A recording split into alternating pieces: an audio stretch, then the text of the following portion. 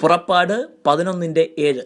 എന്നാൽ യഹോവ മിസ്രയീമ്യർക്കും ഇസ്രായേല്യർക്കും മധ്യേ വ്യത്യാസം വയ്ക്കുന്നു.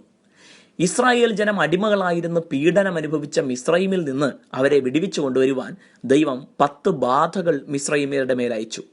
എന്നാൽ അവയിൽ ഒന്നുപോലും ഇസ്രായേല്യ ജനത്തിന്മേലോ അവർ പാർത്ത പ്രദേശത്തോ ഉണ്ടായില്ല.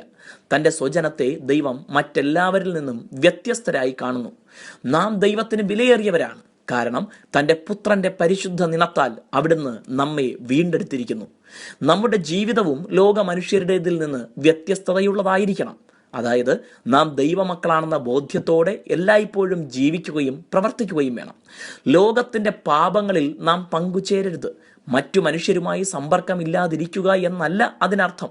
നമ്മുടെ വീണ്ടെടുപ്പിന്റെ ശ്രേഷ്ഠതയെക്കുറിച്ച് ബോധ്യമുള്ളവരായി ദൈവത്തെ പ്രസാദിപ്പിക്കുന്നവരായി ജീവിക്കേണ്ടതുണ്ട്. അങ്ങനെയുള്ള തൻ്റെ ജനത്തിന് വേണ്ടി ദൈവവും വ്യത്യസ്തമായ തൻ്റെ പ്രവൃത്തി വെളിപ്പെടുത്തും.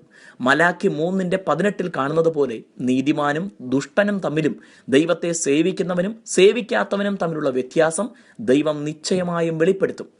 നമുക്കായി ദൈവത്തിന് വിശേഷതയുള്ള കരുതലുകളുണ്ട്.